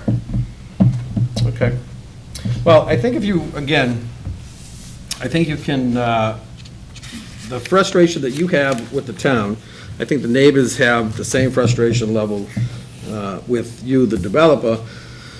And like I had mentioned to them, it's not up to this board to go and chase you around to do weed whacking or cutting grass, or it's a construction site. They're asking for you to finish up doing some lumen seeding in front of their, just that 1-foot strip. You know, you say you want to go in and get it all done, but if you only have 2 cul-de-sacs, then 2 85, 90, cul-de-sacs. 85, 90%, Exactly, we're there. can I finish? 85, 90% of what is in looks great, in my opinion, when I drove in there. Thank you. The road looks great, the sidewalks look great. It's just, it's that last finishing touch of 85% of that place would make everybody happy. It has nothing to do with cul-de-sacs, has nothing to do with these 6 lots, nothing at all. But at Because- the end, what I'd like to do is, when we're done, we come in, we lumen seed at the very end, we sweep up, Right, we right, clean the that's- storm drains, we leave. Okay, well, that's what you would like to do, and again, that's, that's up to you, you can do that. What I'm telling you is, the frustration that the neighborhood has. They should go to the building department then and help me, because I would have been out of it, those houses would have been finished already. Okay, well, you have, you've been working on the subdivision for 10 years, you've tried getting building permits this year. That has no bearing on, leaving things undone. If things are being left undone, and if we send our town engineer over there to do an inspection, and he finds that things need to be redone, because of something else wasn't finished, then we're gonna send, we'll send you a letter and let you know. Okay. So, you have some vehicles down at the end of the road that, Yeah, I have a dump truck that we use on site, which moves the dirt from those lots, which I would love to get the permits and get the piles leveled and get clean and backfill the so foundations. how much time do you think you're gonna have those piles? When we give you this Those piles Form would have been J- out of there if we had the permits When already. we give you this Form J tonight, what's the time frame of you getting in there to get that, How do I know? I go from you, I go back to Dennis again. after This you could go on another receive, 3 months after you again. receive the permits from the building department? Are you planning on removing those piles this year, or is it gonna be next year? It could be next year. I hope it's this year. Okay. I've already given 4 buyers goodbyes. Okay, I'm not a happy camper myself. okay. Lot So- 7 was the same situation. I had to say goodbye. It's not a comfort feeling. Okay, so I think at this, Are you building specs or only when you have the P&Ls? What I'm gonna do from this point right now, lot 15 and 16 are gonna go up as specs. As Soon as I get them to a shell point, if someone comes and those are gone, I'm gonna start 2 more at the other cul-de-sac. Maureen, can you look back, when we sent out all those letters to all the developers, asking to either do some improvements on their sites or increase their bond amount? Could you Yes, I will. forward that letter to me? Yeah. And, okay, so at this point, we have a Form J in front of us. You said something else? Yeah, I just wanna say, the dump truck, the big dump truck that's there right now, I do have about 6 or 7 homeowners that did call me and told me about the letter that was going on, and they didn't want any part of it. And they wanted to let me know that. They know what I've been through, they know I've been tortured at the building department, and they know the place has to get finished, and I want to get out of there because I want to get my bond money. But I can't do that without finishing. Well, again, and that is, that's one thing that I did tell all the neighbors that were here, that it's a construction site. You have, with the town, you have a certain amount of years to finish. And I had asked earlier for Maureen to see if you've been in front of us for extensions. I know the pavement, the finished pavement looked like it was completed when I was in there, and it looked You're good. correct. So if that's done, then basically all we have is loom seed. I gotta do the catch basins, I got a little bit of cleanup here and there. Right, so, I wanted to go, and I think Maureen can speak for me, I mentioned to her back in early spring that I wanted to go in and try and get the road accepted in September. And that was the game, is I applied for all the permits. So I figured if I get all the dirt level, get all the sewer pipes, water connections in, I could clean up, get the excavators, everything out of there, wrap up and come get my bond check. okay, But it didn't go the way I wanted. yeah, okay, yes, sir, you had your hand up?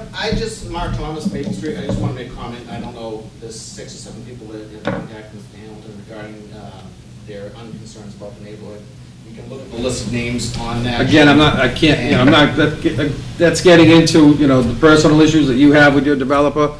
That's, that's out of this board's hands, Yes, sir. Yeah, let me just say something. State your name for the record. Yeah, Mike Lynn, 37 Maple Street. Mr. Hamilton, I understand his concerns. I think they're, legitimate frustrations that he has. That's his business. But it just seems that 6 lots that are left, they're not likely to be done this year, next year, whatever. There's not been a lot of development in the last year. A couple of houses maybe. And I understand the economy and that sort of thing, but it just seems that what's left is not a great deal. The grass strip, which is a gravel strip, is really aesthetics. It seems like it would be a day of a bobcat going in there with some loom and some seed. Well, again, it makes, like we said earlier, it makes all the sense in the world for any developer to have his subdivision, the sides of the roads cleaned, the grass strip done, having it look as pristine as possible, so when people are going in there to buy a lot. So, with that said, we're not, the only time that we as a board or as a town can get involved if there are going to be issues, defects on the conditions. If the road is completed and an excavator is going on there digging them up, or the road's completed and the driveways aren't matching, or the curbing's not matching, that's when it gets into this board's hands. Because when he's looking for acceptance, then we go out and we review it. Catch basins have to be cleaned, everything has to be done I understand all of that. I just want to say that, but 10 years, and we're still talking about 6 more lots to be developed. In a bad economy, no doubt. But 10 years, and so a promise of maybe in 2 more years I'll get these 6 lots done, and then I'll address the final aesthetics. It just seems like 13 Well, if I was the the developer in this case, I would have my cul-de-sacs completed, I would have my lumen seed done, and then I would ask for the road to be accepted. Those lots can sit there for the next 20 years, unbuilt on. That's not our problem. Those lots can stay there. If he parks a truck on those lots, he won't be able to park them on the road. He can park excavators, trucks that he's working. And then, at that point, then it becomes a zoning issue, and you go to the zoning enforcement officer. That's when it gets done. So, to say that, he wishes it was coming up in September to be accepted, if he's got all his money into it, it makes all the sense in the world to go and complete and finish what little is left, ask for the road acceptance with the town, and then he can build on those lots 5 years from now if he wanted. He can be out of there. No issues, done. And now it's the town's problem. Now the side of the piece of property that needs to be weed whacked, you call the highway department. Who owns that? Somebody's gonna have to own it when this is done. It's either gonna be part of the town's property, or it's gonna be somebody's property. So, all of those things are gonna come to a head as soon as it's accepted. Because it's gotta come back in front of us, we're gonna look at it, and we're gonna have all those answers. And again, like I said earlier, that's common sense. I'm not the developer, we're not the developer, we're only doing our job. If he doesn't want to go in there and finish, he can talk about getting his bond back and his money and completing and finishing and getting out of there. I drove in there and I'm saying to myself, you gotta be kidding me. Place looks great. Other than what you see every day. Right. The weeds, the mounds. And those weeds and those mounds, if he's out of there. Right, but we're talking about trees a half hour ago on a commercial lot, and what looks good and comes before the board. Well, I'd like certain trees to be in between, parking spaces, that sort of thing. But we're talking about where we live every day, and we're talking about, it is aesthetics, and it's not a great deal, but it is a day of bobcat and a truckload of loom and some seed. Yep. Perfect. We can tell people on commercial property how it has to look a lot more than we can tell people I'm on sure residential property. And that's just the way it is. Because the commercial is always being maintained privately, town never takes it over. This, they have an option. They can keep it themselves, or they can ask the town to accept it, and the town takes all the responsibilities.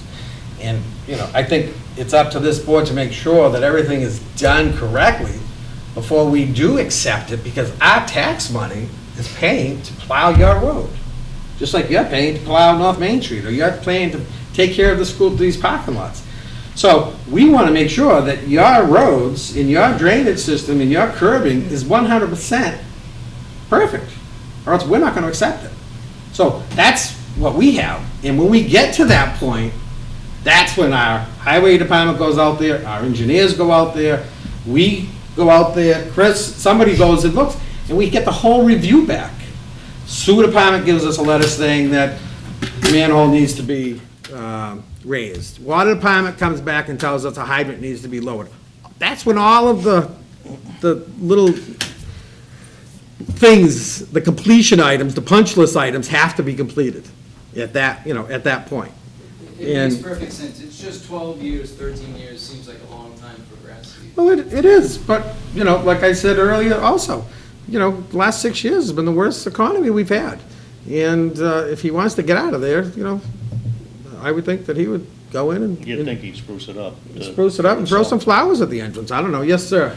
I'd like to also state with him saying that the house that he bought from me in '09, which I personally lived in for 2 years with my wife. At that point, the road was just top coated. And that year, I did the top coat on that road. They're all buying, there's only about 4 people that are in there, about 5 homes that are people been there from day one that I built for. Some of them have been foreclosed, a lot of them have been relocated for jobs. These people are buying the houses knowing the place is under construction, it's not finished. When you drive to each cul-de-sac, you can see machines and dirt piles. It's not like... And we went over that, I went over that when... And I've also, for 12 years, paid the taxes on every individual lot in there from day one. I pay my taxes every quarter, on time. I pay all the bills. I posted the bond money for the snow plowing.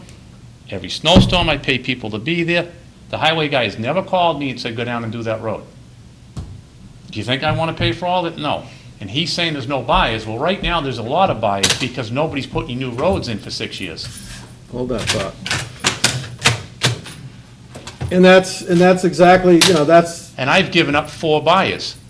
exactly true. I see subdivisions that are selling and are in worse condition than what.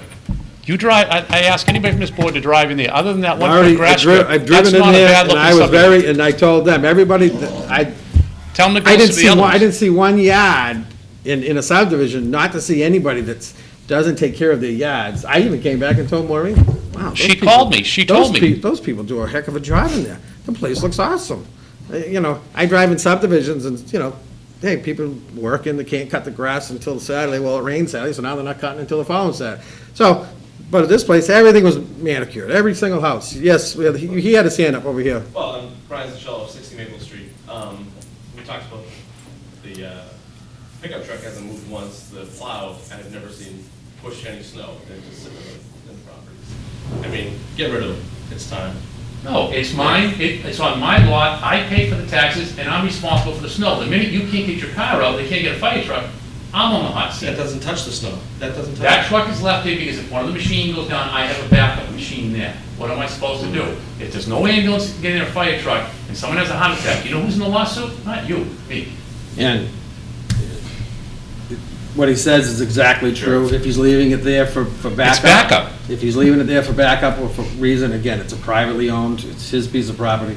If he wants to, continue, maintaining and doing everything that he has to do, we'll have the engineer go take a look and make sure that, because if he's, if he goes in there and finishes, I mean, I did have 2 lots sold, 2 builders wanted 2 lots, but I'm afraid to sell them because if they destroy the top coat, I'm responsible for it. oh, yeah? So that's another issue, and I'd rather sell the lots than build the houses because there's no profit in it. Right. The problem is if they destroy any of the asphalt or the sidewalk, they won't put the plywood down, they don't care.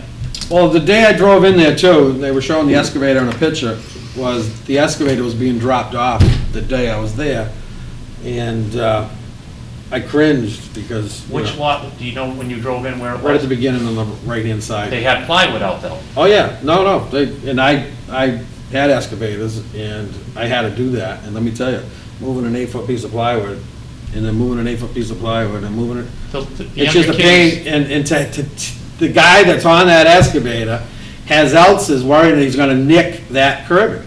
I had to And pay the and kid again, who was with us that's, to go with them. that's on the developer's side, and is whether you can sympathize with that or not, that's just the way it is. It's just, so, if any of that gets damaged, we're gonna be on them, because we're not gonna accept it. So all of those things have to get repaired. And that's why I say, common sense says, let's get the heck out of here. We all want out And of it. listening, the issues that he's had with the building department, getting permits and back and forth with, with this department. So, I think we've heard from both sides. Let's hope we can move on and get this thing done.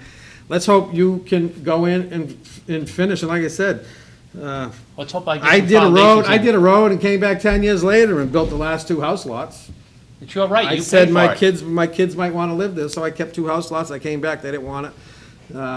And I want to give it to them anyway, even if they did want it at that time. Your attitude, your mood changes, I guess. And so I built 2 houses, and then when I went in there, the neighbors said, oh, conservation told me these lots would be never built on. You got My tortured. realtor told me that these lots would be never built on because it's wetlands. And I said, well, so now I have neighbors living next to house lots that I own and pay taxes on, that I'm building houses on. And they don't want 'em. Because they're legit, and I have neighbors on both sides going to fight me and fight the town and the city because, conservation said that it was wetlands, and it wasn't conservation, it was the realtor who was selling her the house. So, unfortunate situations. And so, I think the Farm J's, I had given the okay back on Monday. Yeah, she told me, yeah. So it's just, I did go out there, everything was there. I did mention, I think you've heard me say it enough times, that the crabbing is gonna need to be redone, and that'll all come out at the end. So, I think we're gonna grant the Farm J's. You gonna vote on it? Excuse me? Are you voting on it? I make a motion that we grant the Farm J's for 6, 7, and 8. And what's that road? I don't see, Lincoln Woods definitive subdivision, 6, 7, and 8 on what? Is that Crimson? Yes. On Crimson. Second for discussion, you want to take a look at that? Chris, any questions, comments? All in favor? Aye. Okay, so, Hopefully I can come back here sooner than later and we're all happier. like I don't want to said, pay the taxes all winter. I don't want to snowplow it all winter. like I'm not repeating myself, just because to repeat myself, but I honestly, when I went in there, That's a nice subdivision. it is. Credit to, everybody living in there. And seeing how nice and neat everything was, I can see your frustration. I can see why, and again, if I live right across from Johnson's Pond. You drive by there, I'm always out in my yard, and when I bought that house off my mother and father 26 years ago, I didn't cut grass for 15 years. I was always playing on my boat or going do something else. I didn't want to, I didn't water the lawn because I didn't want to cut it. It was a dust field. It was an old house. It looked great. Well, you get different the older you get. Well, now I'm out there every weekend. I see a weed, I'm out there pulling. And that's why I was impressed when I drove down there. And I think that's the frustration that you have when you're driving in there. Your yards are perfect.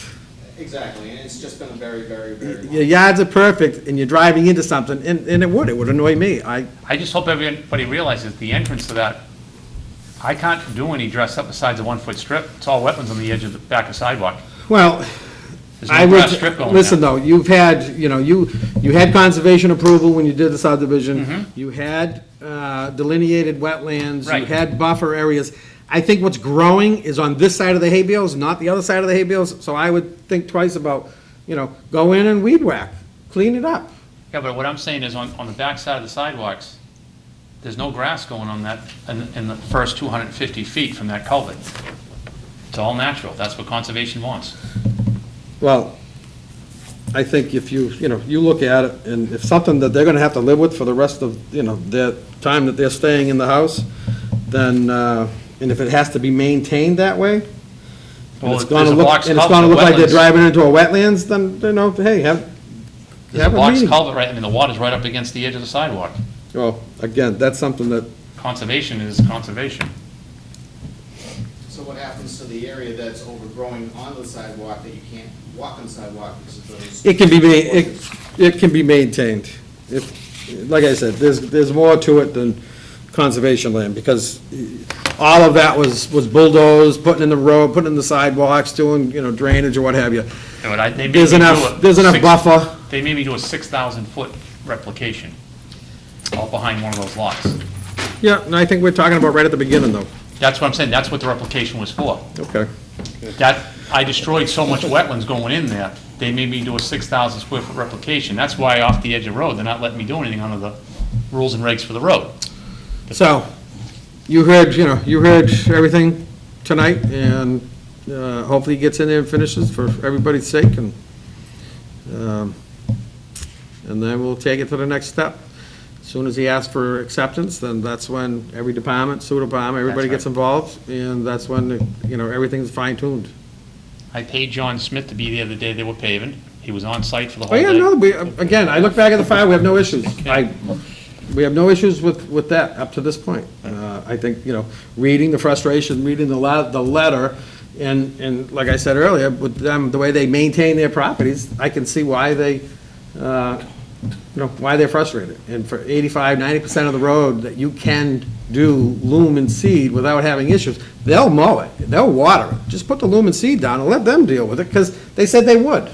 They said they would? They said they would. They'll take care of that strip, so go do it now. I think everyone in the neighborhood. Yes, I would. So, I'm sick of my listen to dog me, going over it. listen, It's please, enough. wait a minute. So, go and loom seed it, let them water it, let them mow it, and it's helping you out to get acceptance. So, all right? It's over. All right, so you're gonna give it to Dennis, or do I give it to Dennis? I'll stamp it in and give a copy to Dennis. All right, Dennis thank will have that first thing Thank tomorrow you. morning. All right, thank you. All righty. Thank you. All right, have a good night, good luck. Keep up the good job on those lawns. Okay, let's go home. Oh, we have, wait a minute, we have a letter here from, I did see it earlier in all my rambling of paper. Dog training. You would like to step up, state your name for the record, and what are you looking for? Thank you. Attorney William Rounds, office at 115 Broadway in Taunton. I represent Performance Plus Dog Training, Inc. You previously approved a site plan for the property on Commercial Street. The construction is approaching completion. They are due to move out of their existing site in Taunton by the end of this month and to move into the site for the beginning of next month. And they've already began advertising the change of location and so forth. And then just found out in the last 24 to 48 hours, I guess, that might be a scheduling problem in terms of getting the occupancy permit. Dennis, I guess, told the builder that because the board isn't meeting until September 5th and because you haven't yet reviewed, I guess, the final status of the construction and decided what punch list items might be left that would require a performance bond or something like that, he didn't see how he could issue even a temporary occupancy permit unless this board gave him some direction as to how to go about that. So he suggested that we come talk to you tonight. Yeah, no, and unfortunately, the time frame, I think, is the unfortunate part. I have been out to the site several times. I want to see, how things are going. It looked like it just stopped for quite some time. The building sat there. I was just out there over the weekend. I drove down because I saw more activity. And it looks like there's still a ton of site work that needs to be landscaping, curbing. It looks like, so I don't think September 5th is, or September 3rd. At this point, the process, we have to have our engineer go out and do a review. He's gonna review it, and he's gonna write a report, and he's gonna give us and say what needs to be completed. And I would just, a word of the wise, be cautious, because if he goes out there and you have a list of, 20 things that need to be completed, there's no way this board's gonna, give you even a temporary.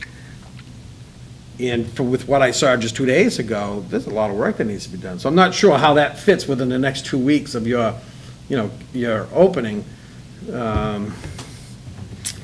I'm basically here looking for guidance, help, whatever you can tell me. It's right in the book. It says, do this, do this, do this, do this, and then you get an occupancy. There's your guidance. Well, yeah, but see, what if we get all that stuff done, and the builder's telling us it's all gonna be done in the next 2 weeks now. Maybe he's telling us the builder is too, I don't know. Okay, but if, That guy just said he was gonna finish his subdivision this year. I mean, that's, yeah. If we people say, I understand. if we You as a lawyer, say, yes, sir. if you're coming in front of us tonight, and if you're asking us to have our engineer go look at the piece of property to give us a report, that's what we'll do.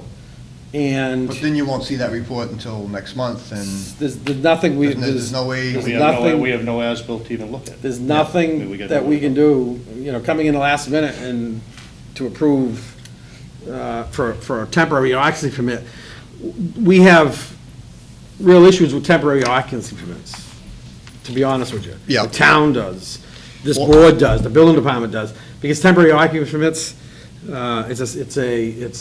it's an evil thing. We try to help people, It's, just like your position, and every time we get burned. it's an evil thing, and it comes back, and it's something that we have to work twice as hard on to get completed, because you're in the building and you don't really care.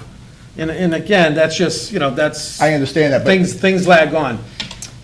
We don't. in this case, I don't know if you recall, but you actually dictated that we get a temporary occupancy permit because you wanted to do a review after we'd been there for a few months because of some. Yeah, I know. Fantastic. What you're saying is, Yeah. we're not done, we don't have an as-built, we have nothing to show you. We don't know we're gonna be done, but this guy who we've never met says we're gonna be done, so can you give us Yeah. a break? Get So- no freaking idea. So the next step is, we will notify our engineer.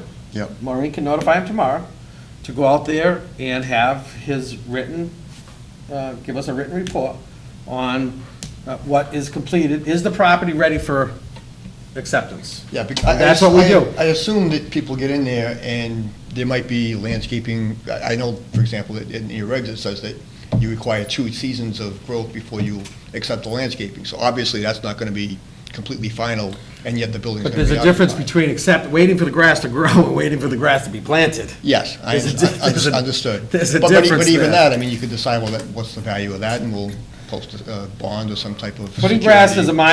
is a minor issue. It's the Yeah. curb and the sidewalks, it's all of the other issues that I see over there.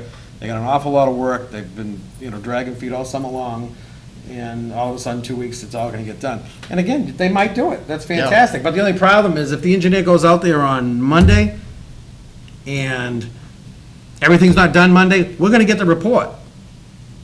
And then now we're gonna be looking at the report with 15 or 20 items on it, and we're gonna be in the same position. We're gonna say, okay, well, somebody's gonna have to go back out there to see what's done again. So I would suggest that the engineer on the project get with our town, our new engineer, and he can call Maureen, get the information, and he can work it out with them. It's your client's money for the review. So if he wants town engineer to be out there 5 times in the next 2 weeks, all the power to him. If he wants to be out there next, September 5th at 3 o'clock, and he's gonna give us a written report for 6 o'clock, all the power to you. Cost you $10,000, and we need more money for that, trust me, we will notify you. Well, do you want the engineer to go out there now to look at it, knowing it's incomplete? No, I mean, that's the whole point, that's why I'm here. What I was saying Well, was, then it's call going to us be when it's complete at complete. some time in the near future, assuming that what people When are it's telling us is complete, true. call Maureen. Right, then if it's a Yeah. week from now, This is what I need to Don't hear. don't wait before, 2 days before the 5th, because you're not gonna give our engineer enough time to do his report. Right. So, nothing's gonna happen until the 5th. For this board. You can have the engineer go out there and do a written report for us, so we have it in front of us for the 5th. But I would suggest that you call, Maureen, when you're ready, have your engineer call me, Maureen, and the 2 engineers can work it out. We don't mind the engineers, like I said, they can call each other back and forth. We don't have that, we don't have a problem with that. Yeah. Bring us something that we can look at and something that we can approve, and that's the process. That's what we'll do. And if it's not, not done enough, then we're not gonna give you like I said, we're not in favor of temporary, so you let them know that we gotta get enough done. We will give a temporary, because I do remember saying that we're gonna give you a temporary to make sure that deal with the neighborhood that the issues. smell and everything, the noise and everything fits into the neighborhood fine. Correct. That is different than safety in finishing the project. I understand that. Totally different, so let's, But I would just remind you, we're going to be temporary no matter what, even if everything went perfectly. But that's the and board's understood it decision, and has. that's, Yeah, but right. we're not gonna say you're not even close to being done, because Right. you're temporary. So when you're ready, let us know. Yeah, so when you're all set, call Maureen and the engineers will work on it. All right, but just to be clear, you're telling me there's absolutely no way we can be Zero. open Zero for chance. September? Well, But just- we're gonna be reviewing it September 5th. Yeah. Other than that, there's just. Okay. Well, thank you for letting me waste your time at that. No, sorry you had to wait so long. I understood I would have to, Normally- so that's fine. Okay, very good, thanks for coming in. Invoices. Maureen, we have money for all these invoices? We do. And we have legal advertisement. I don't know why I got I can sign with a red pen for invoices, can I? Yeah, No? no, it's okay. Oh.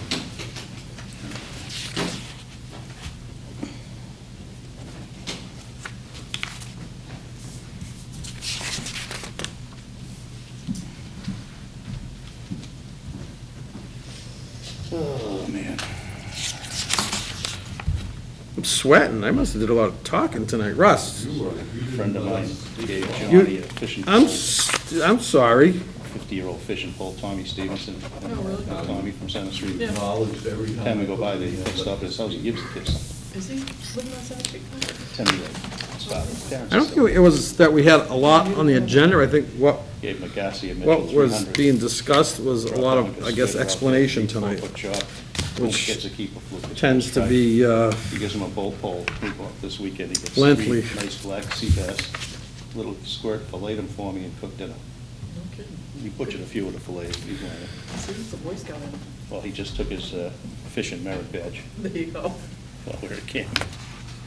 So we're gonna go out, hopefully the seas will be calm. They've been windy, Nice. been windy all summer. Yeah.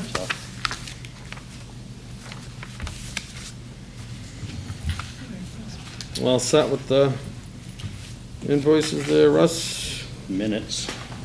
Whoops. Sign those. Correct, you have Is that his Herald News? minutes? Oh, we do have other stuff too. Yeah. Okay. Didn't want you to leave. Make a motion that we waive the reading and accept the minutes of August 1st, 2013. Second. Any discussion? All in favor? Aye. Aye. Correspondence, we do have, we have our first review from Beals and Thomas, Campbell's Court Bond Reduction Cost Estimate. I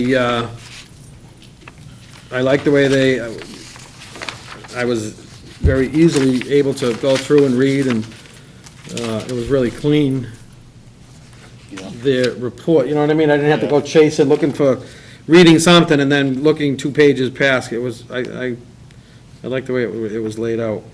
They're saying our total cost is $102,813.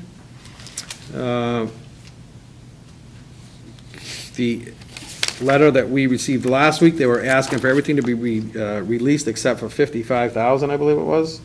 50,000, but I guess we can, based on Beals and Thomas, we can make a motion to release everything but $102,813. Motion. And motion was seconded. Any discussion? A little bit, how much are we holding? We're holding 109,636. So nothing much has changed. No, So, trees and light posts. yeah, so there's still a big chunk. It's, you know, if they want to go in there and just get those things done, I guess that's the biggest number that's on the page. Did a copy As go built. to the developer? He didn't pick up his copy, but I spoke to him You got about it. one for him. I called him. Okay. And again, it's engineering, as-built and road cleanup and stuff like that, so Yep. it's basically he's at the road acceptance part, so. Motion was made and seconded to release all but 102,813. All in favor? Aye. Unanimous? And Maureen, you have a copy for that, for their file? I do. One last one, Chris, for you to sign.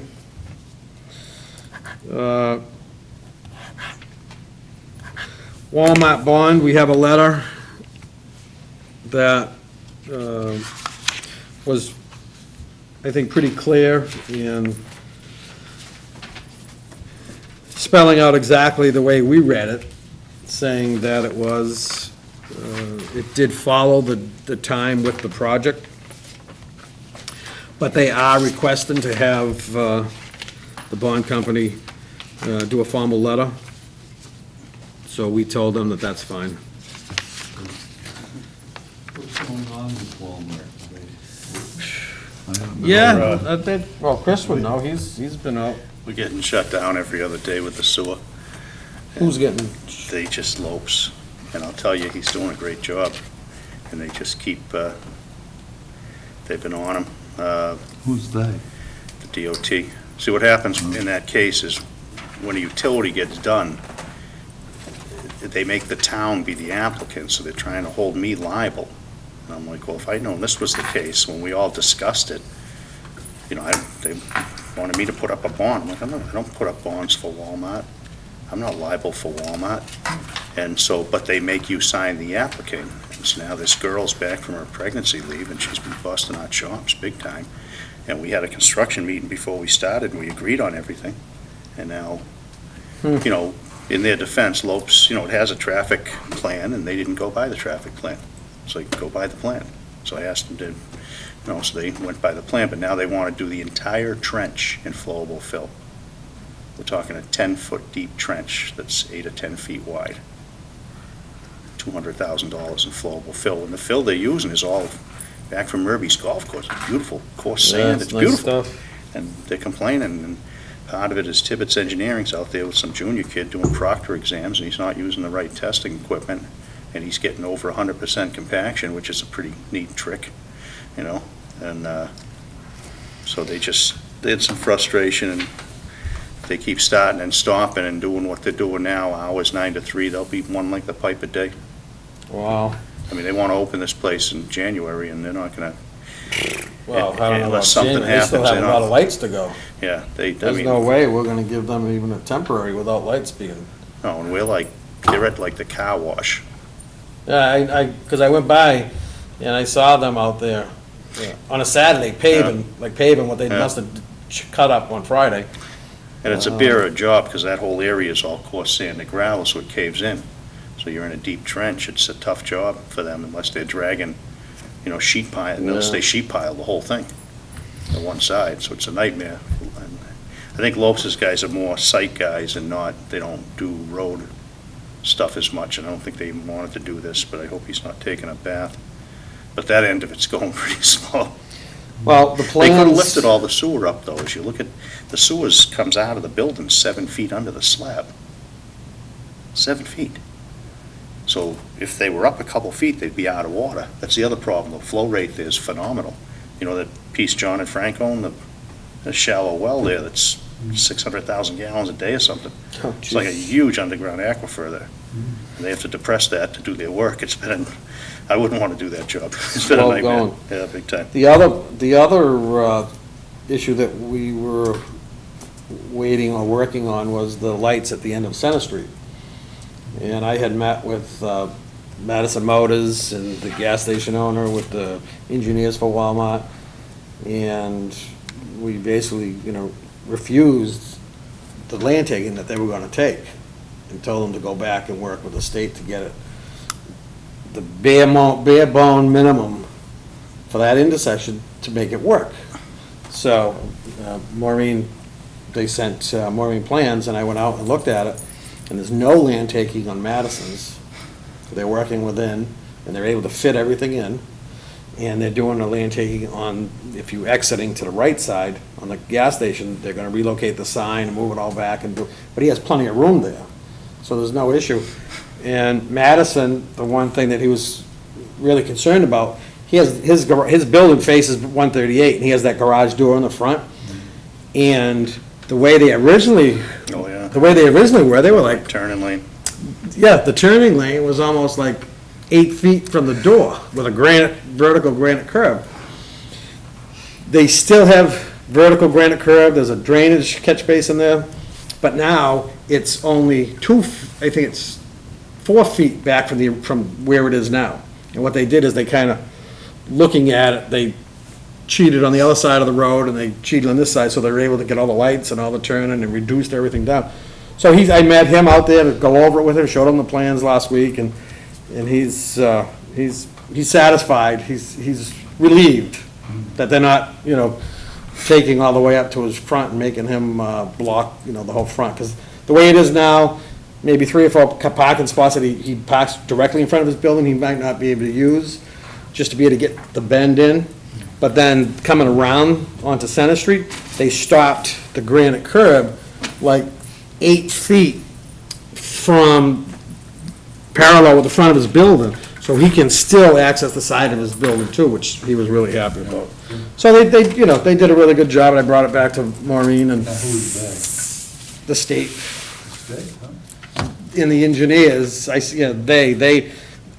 state is the one that was requiring all of the work, according to their standards. And the engineer, went back and had a meeting with the state probably 7 months ago. And then, together they came up with this, and it's. Who does the takings, the town or the state? Because they still have to go through that process before they can even start. Well, yeah, and that's what I told Maureen for that corner. And we read the letter that when they gave us those plans, and basically it was, if we like everything, that, they're going forward. So I guess you haven't contacted them, the engineer, at all, have you? No, we didn't have any concerns Right. to bring forward. Well, maybe like Chris said, what about the land taking on the north side of turning from Center Street going north? Yep. On 138, there is going to be a land taking there, so is that, don't wait, to file for that. You want them to move on the land taking? I think they should, I think it was what, a year and a half Well, you gotta ago, wait for a town meeting. a year and a half ago, they filed for it, and we turned it down. They have to get it for the September town meeting, November town meeting, so they Yeah, gotta get it done they in a better do month it. or so. Okay. Yeah. So other than that, that's all I know about, the lights. Haven't heard anything at all about King Philip Street lights. But if they plan on opening up in January, Yeah, they still got a pile of road work. they haven't done anything. And they get till the DOT shuts them down November 15th. And I don't think they waive that. Well, So so, very rarely, I think they would, but on a new construction thing, I don't think they'd, I know. They, November 15th, that's it. They'll say, hey, you've had all summer. Yeah, they have. Other than that, that's all I have. Russ? Are you going to vote on accepting that change rider then? I have to let them know. Okay, accepting what? The change rider on the bond. The document that they submitted. It's in your package there. That just gives it 18 more months. Yes, but you have to vote and accept it, and Oh, then they will move it on the process and get the insurance company to sign it. oh, I'm sorry, I thought it was just continuing. No. Well, yeah, I make a motion that we accept that for the additional Yeah, I'll second it. time period that's written down. Okay. And it was seconded. Discussion? All in favor? Aye. Alrighty. And that's it? Well, August 15th. Feels like September weather, but Yeah. meeting is adjourned. Thank you.